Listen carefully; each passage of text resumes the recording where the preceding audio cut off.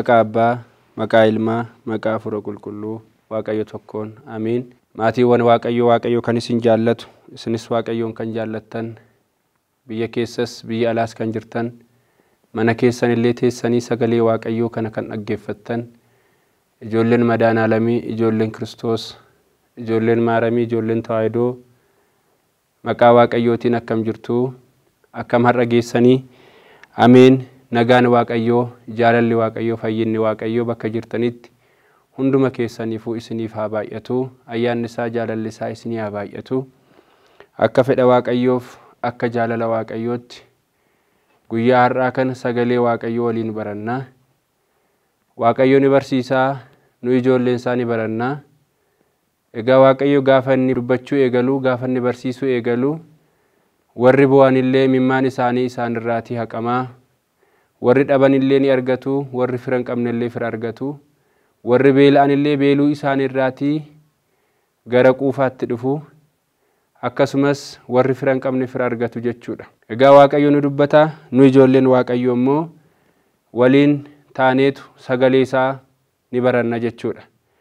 Guyyaa har'aa kana anaaf isin kan waliin barannu akka fedha Waaqayyoof, akka jaalala Waaqayyootti ergaa warra Qorontositti qulqullichi Phaawulos isa erge tokkoffaa Qorontos boqonnaa 1 lakkoofsa 23 irraa kaasnee hanga 24tti kan jiru ilaaluun waliin ni baranna jechuudha. Mata duree barnoota keenyaa kan ta'u isa kanadha jechuudha. Tokkoffaa Qorontos boqonnaa 1 lakkoofsa 23 irratti kan jiru nuyi garuu Kiristoos isa fannifame ni lallabnaa kan jedhu ta'a jechuudha. Nuyi garuu Kiristoos isa fannifame ni lallabna. Isa unuuf jedhee dhiiga isaa dhangalaase, isa qullaasaa fannoo gubbaa oole Kiristoosiin ni lallabna. Abbaa barabaraa, abbaa jaalalaa, ilma haadha keenya qulqulleettii dubroo maaramii dhiiga isaa dhangalaasuun foon isaa nyaadhaa jedhee nuu kennuun addunyaa kanarra waggaa 33 ji'a 3 naannahee lallabuun sagalee isaa karaa isaa daandii isaa isa nu agarsiise. Abbaa fayyinaa, abbaa jaalalaa, abbaa araaraa Iyesuus Kiristoosiin lallabna jedheetu qulqullichi Phaawulos warra Qorontositti barreesse jechuudha. Maaliifi namoonni baay'een Iyesuus Kiristoos du'eeraa, Iyesuus Kiristoos dhalateeraa, Iyesuus Kiristoos nuuf gidiraa fudhateera isa jedhan kana hin fudhatan waan turaniifi bara sana namoonni jiranii akka isaan amananiif, akka isaan fudhataniif Phaawulos ergaa isaa irratti barreessee isaanii erge jechuudha. Har'as taanaan nu ijoolleen Ortodoksii, ijoolleen tawaahidoo, ijoolleen daandii sirriirra jirru, ijoolleen maaramii, ijoolleen qulqulloota, ijoolleen tolootaa Iyesuus Kiristoosiin lallabna jechuudha. Fannoon keenya Iyesuus Kiristoosiin lallabaa, uffanni keenya Kiristoosiin lallabaa, arrabni keenya sagalee isaa lallabaa, sagalee isaa dubbataa, hundumti keenya iyyuu akka Kiristoositti jiraataa jechuudha. Ilmi namaa garuu cubbuudhaan ni kufa, ni dadhaba malee nuyi Kiristoosiin lallabnaayedha. Egaan asirratti gaafa ilaallu guyyaa har'aa kana gooftaan keenya Iyesuus Kiristoos guyyaa itti inni fannoorra oole, guyyaa itti inni unuuf jedhee dhiiga isaa dhangalaase guyyaa itti ilaalludha jechuudha. Raajichi Isaayyaas boqonnaa 53 lakkoofsa 5 irratti gaafa dubbifannu ni arganna ijoollee Waaqayyo akkana jedha. Nagaa akka argannuuf adabameedha. Nagaa akka argannuuf adabame. Unuuf jedhee fannoorra ooleedha. Adabbii ilmi namaa adabamuu qabu. Garaffii ilmi namaa garafamuu qabu. Ilmi namaa fannifamuu osoo qabu, Iyesuus Kiristoos garuu fannifamuu ilma namaa fudhatee foon Addaam uffatee nuuf jedhee du'ee du'a moo'ee ka'ee adabbii guddaa innis nuuf adabame jedheetiin raajichi Isaayyaas ni dubbata jechuudha. Madaa'uu isaatiin fayyinee jedha. Madaa'uu isaatiin fayyinee inni nuuf jedhee ni madaa'ee, inni nuuf jedheetiin ni rukutamee, ni dhiibamee, nuuf jedhee gidiraa baay'ee arge jechuudhaan raajichi Isaayyaas ni dubbata jechuudha. Egaa gooftaan keenya Iyesuus Kiristoos anaaf isiniif jedhee addunyaa hundumaaf jedhe, ilma namaaf jedhee qomoo osoo hin laaliin, afaan osoo hin laaliin, biyya osoo hin laaliin nama kan ta'e hundumaaf Waaqni keenya fannoo gubbaa oolee waaqni keenya nuu madaa'ee waaqni keenya nuu adabamee jedha raajichi Isaayyaas jechuudha. Adabbiin isaa garuu kan lagni adda kutee miti, kan afaan adda kutee miti, kan sanyummaa miti, kan tokkummaati ilma namaa hundumaafi jedha. Addaam cubbuu inni hojjeteen, gidiraa inni hojjeteen, dogoggora inni hojjeteen, jannataa inni ari'amee ture sababa gooftaa keenya Yesuus Kiristoosiin garuu gara jannataatti deebi'ee jedha. Foon namaa uffachuun waaqni keenya nuuf adabameedha. Namni foon uffate hundumtuu adabbii qaba.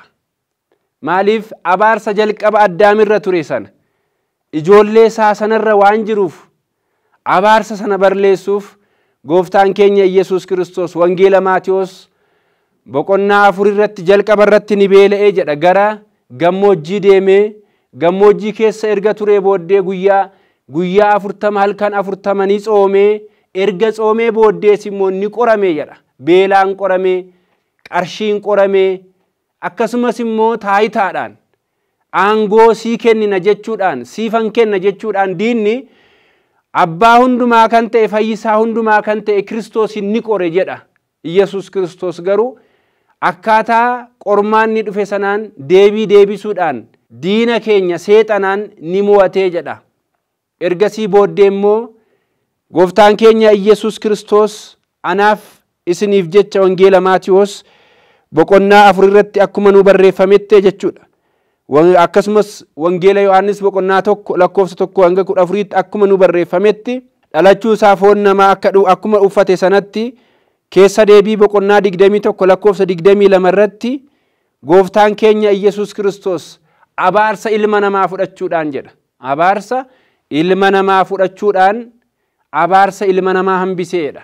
Maaliif yoo jenne seenaa kana ilaalle namoonni bara durii jiran, bara durii kan turanii barreeffamaan kan isaanii taa'een jiru ture. Garuu kan isaan bulan yaadaan, dubbiidhaan, afaaniin waan walii dabarsaniif ture.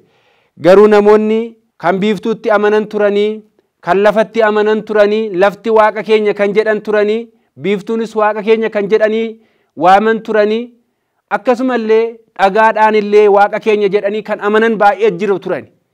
Garuu gooftaan keenya Yesuus Kiristoos yeroo sanatti bara durii keessa lafarratti namni akka hin awwaalamne fannoo irratti namni fannifama ture. Maaliif waaqni keenyi lafti akka nuun abaarreef waan nuti irratti facaafanne sana waan irra jiraannuuf lafti akka nutti hin horiineef namni fannoo irratti haa fannifamu jedhaniitiin dubbatu turan.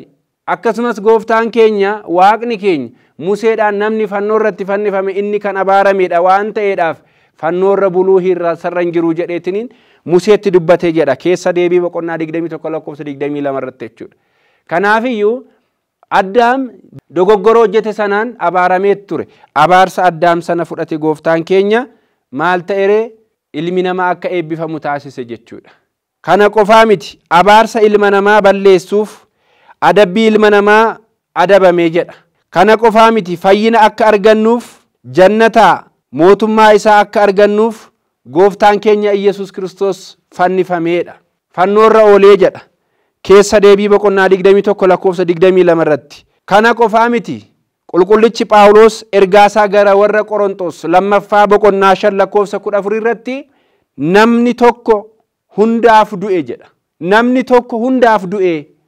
Nama kan jennu gooftaa keenya Yesuus Kiristoosidha jechuudha. Tokko ta'uusaa kan ilaallu ergamaan Gabri'eel gara haadha keenya qulqulleetti dubroo Maaramii deeme. Nagaan siif haa ta'u yaa durbee ati ni deessa maqaa isaa Yesuus jettee ni moggaafta. Inni ilma eebbifameedha. Inni addunyaa kanaaf kan jiraatudha. Addunyaa kana seenaa kan jijjiirudha. Maqaa isaas Yesuus jettee moggaafta jedheetiin ergamaan Gabri'eel haadha keenya qulqulleetti dubroo Maaramiitti dubbate jechuudha. Akka inni itti dubbateetiin haati keenya qulqulleetti dubroo Maaramii tokkicha ishee gooftaa keenya Yesuus Kiristoos deesse addunyaa hundumaaf kennite jedha. Tokkicha ishee Yesuus Kiristoosin ilma ishee tokkicha ishee Yesuus Kiristoosin deesse addunyaa kanaaf kennite jedha. Innis immoo qulqullichi Phaawulos kana laalee tokkichi hunda keenyaaf du'ee jedha. Tokkichi sababa cubbuu ilma namaaf isa ari'atame, isa darbatame, isa gatame, ilma namaa isa du'e isa guyyaan isatti dukkanaa'e sana dukkana sana keessaa baasuuf jecha gooftaan keenya fannoo gubbaa oolee nuuf jedhee ni du'ee jedha. Du'a keenya nu balleessuuf jechuudha. Kana ilaallaa jechuudha. Cubbuun ilma namaa Addaamiin dhufeedha. Cubbuun ilma namaa Addaamiin gara biyya lafaatti dhufee ilmuma namaatiin gara jannataatti seenee cubbuun sun nurraatii haqame, badiin sun nurraatii haqame, dhiibamuun sun nurraatii haqame jechuudhaan qulqullichi Phaawulos ergaasaa gara warra Roomee boqonnaa 1 lakkoofsa 15 hanga 21tti ni dubbata jechuudha. Cubbuun ilma namaatti dhufe sun, qorumsi ilma namaatti dhufe sun sababuma ilma namaatiin nutti dhufe, Addaamiin gara keenyatti dhufe, Hewaaniin gara keenyatti dhufe sun lammaffuu Addaam kan jedhame gooftaa keenya Iyesuus Kiristoosiitiin, lammaffuu Addaam kan jedhamte haadha keenya qulqulleettii dubroo maaramii firii ishee irraa argame Kiristoosiin duuni sun nurraatii haqame jechuudha. Maqaan isaa kan ulfaate nuuf haa ta'u. Har'as taanaan qormaanni jireenya keenya keessa jiru, gidiraan jireenya keenya keessa jiru, salphinni nurra jiru hundumtuu kan nurraatii fagaachuu danda'u ilma haadha keenya qulqulleettii dubroo maaramii Iyesuus Kiristoosiin qofa. Abaarsi nurra jiru kan nurraa haqamuu danda'u isaan qofa. Namni gaabbii gaafa gale maqaa Abbaa, maqaa Ilmaa, maqaa Hafuura Qulqulluun gaabbii gala. Abbaa, Ilmaa, Hafuura Qulqulluun gaabbii gala. Kaaniin qofa miti jechuudha. Maqaa isaatiin gaabbii galla. Cubbuun keenya maqaa isaatiin nurraatii haqama jechuudha. Namni dhala dhabe maqaa isaatiin dhala argata jechuudha. Namni gaa'ela hin qabne maqaa ilma haadha keenya qulqulleettii dubroo maaramii Iyesuus Kiristoosiin dhala argata jechuudha. Kan wallolallee kan araaramu maqaa Waaqayyootiin walitti araarama jechuudha. Maaliif ilmi namaa har'a yoo du'e boru fuuldura Kiristoos waan dhaabbatuuf jechuudha. Fuuldura Kiristoos dhaabbachuu qofa osoo hin taane asillee lafarratti jiraanne nuyi Waaqayyo abbaan keenya warra dhiibamaniif biddira yookaan immoo biddira ni deebisa jechuudha. Kaa'oo ni kenna jechuudha. Akkaataa nuti hojjenneen akkaataa hojii keenyaan inni deebisee nuu kenna jechuudha. Kanaafuu qulqullichi Phaawulos kanaaf dubbate tokkoffaa Qorontos lakkoofsa 23 irratti nuyi isa fannifame Kiristoosiin lallabna kan inni jedhe kanaafidha jechuudha. Mana amantaa keenya keessatti, mana amantaa Itoophiyaa Ortodoksii keessatti yoo ilaallu fannoon nuyi qabannu kan Kiristoos jechuudha.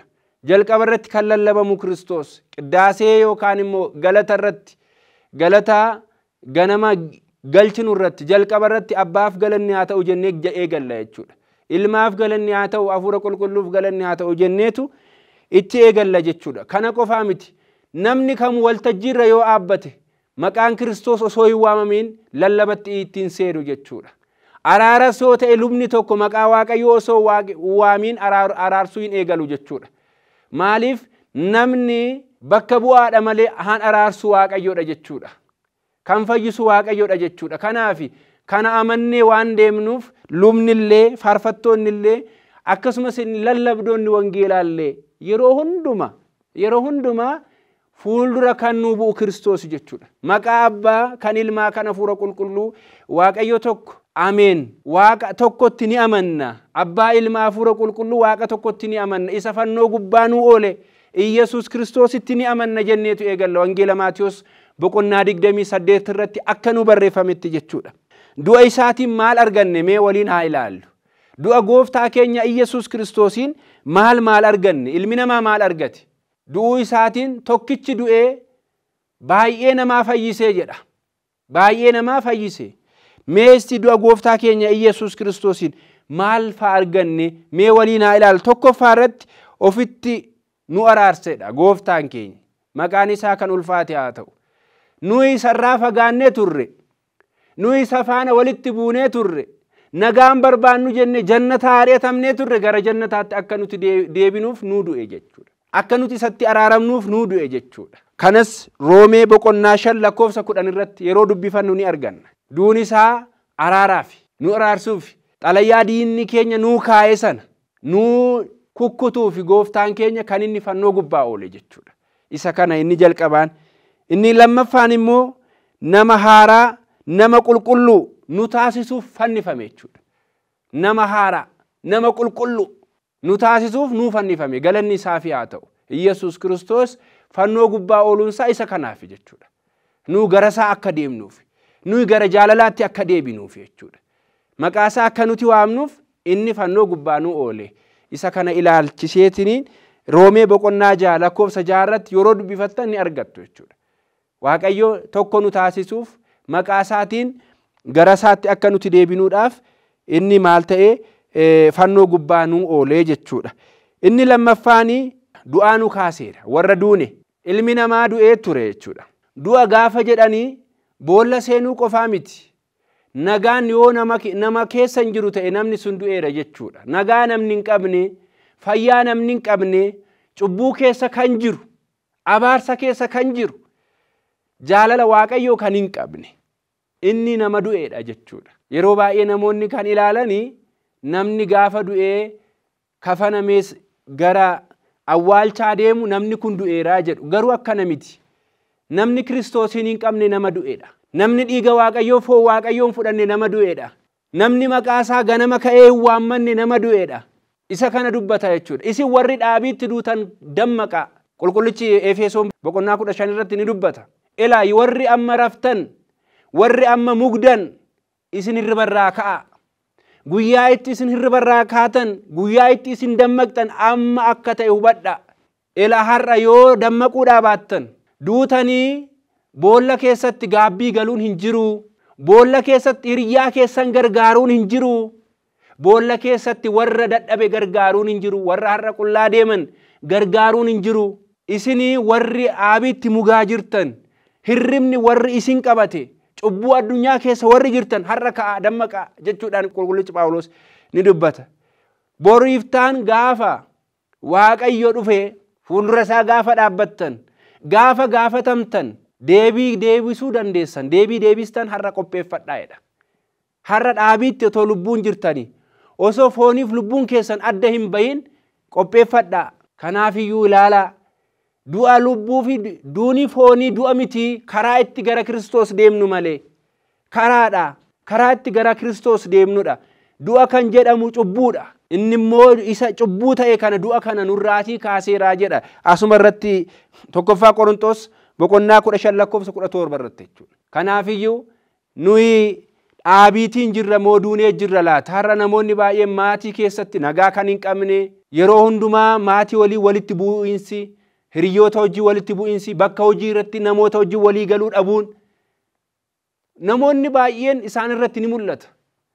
Hojjetanii akka naman hojjenne, ama'anii akka naman amaane, osoo qarshii gaarii nyaatanii mana isaanii keessatti eebbi hin jiru. Barakanni hin jiru.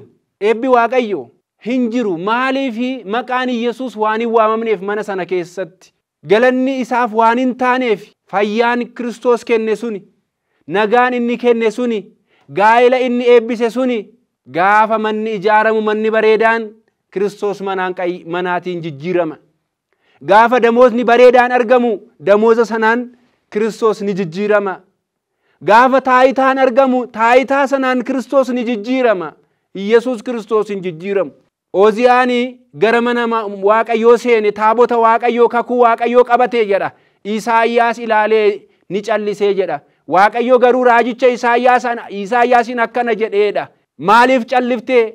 Afaan keetiin akka ati dubbattuuf, akka ati lallabduuf raajii godheetaniin bara kana ani si kaaseeraa jedhe. Elaa sittani maa jedheen? Ati kanatti sodaattee, hanati sodaattee, isa boru du'uu har'a immoo taayitaarra jiru sana sodaattee jirta. Dhuguman siin jedha ani borus nan jiraa jedha. Ati si yoo dabarte ani nan jira, inni siin darba ani nan jira. Duutus gara koo dhufta, jiraattus anuma harka jirta. Isaayyaas jedheetiniin itti dubbate. Yeroo kanatti raajichi Isaayyaas lamxiidhaan na rukuttee jirta. Lamxiin isa na rukutte kana narraa kaasi yaa gooftaa koo jedhe. Raajicha Isaayyaas boqonnaa 6 irratti. Narraatii kaasiitii dhugaa nan lallabaa jedhe. Narraa jahaa jedhe. Sodaa tokko malee waa'ee keetii nan lallabaa jedhe. Yaa Waaqayyoo jedheetiniin dhaqeetiniin dhugaa jiru lallabe jechuudha. Har'as taanaan gaa'ila keenya keessatti, jireenya keenya keessatti dhugaa lallabne malee yoomuu taanaan fayyina hin argannu. Yoomuu taanaan nagaa hin argannu jechuudha. Yoo kana gochuudhaa baanne Kiristoos Iyesuus isa fannifame, ilma haadha keenya qulqulleettii Dubroo Maaramii, abbaa bartoota 12, abbaa addunyaa, abbaa fayyina, abbaa jaalalaa, abbaa nageenyaa sana hin argannu jechuudha. Kanaafuu du'a nuuf du'aa nu kaaseera jedha. Wangeela Maatiyos boqonnaa 28 lakkoofsa 6 irrattis gaafa dubbifannu ni arganna jechuudha. Du'aatii nu kaaseera. Eenyu? Gooftaan keenya Iyesuus Kiristoos. Maal ta'uudhaan? Du'uudhaan jechuudha. Du'uudhaan. Foon maaramii uffateen du'uudhaan, waaqummaa isaatiin immoo gaafa guyyaa 3 du'ee du'a mo'uu ka'uudhaan, du'aatii ka'uutiin waaqummaa isaas agarsiiseera, nama ta'uu isaas agarsiiseera. Fannoo gubbaa irratti qullaa buusuusaa. Ila macaafa qulqulluu keenya keessatti gaafa guyyaa sa'aatii irratti gaafa guyyaa jimaataa gaafa inni fannoo irratti oolee uumamtoonni 7 waa'ee gooftaa keenya Iyesuus Kiristoos lallabaniiru. Akkana jechuudhaan tokkoffaa irratti aduun ifa ishee ni orkiteedha. Namni akka waliin argine ni orkite, guyyaan ni dukkanaa'e jedha. Maaliif guyyaan dukkanaa'e? Qullaa uumaa koo hin agarsiisu jette jedha. Kafana taateefi jedha. Aduun illee jechuudha. Lammaffuu irratti immoo samiirra kan jiran urjiileen illee lafarratti gadi ni bu'anii. Sadaffaa irratti immoo dhagaan illee, dhagoonni hundumti isaanii ni caccabani jedha. Ni caccabani. Kanan biraan warri boolla keessa jiran akkasumas immoo awwaalchi namaa ni banameedha. Awwaalchi namaa ni baname. Warri du'anis du'aanii ka'anii. Kana qofaa miti. Manni Waaqayyoo, uffanni mana Waaqayyoo, kafanni mana Waaqayyoo iddoo lamatti ni cite jedha. Kanaafuu warreen kun uumamtoonni 7 kun kan isaan mul'isan waa'ee gooftaan keenya Iyesuus Kiristoos fannoo irra ooluusaa mul'isaniiru jedha. Kanaafuu egaa ilmi namaa aduutii gadi ta'uun isarra hin jiru.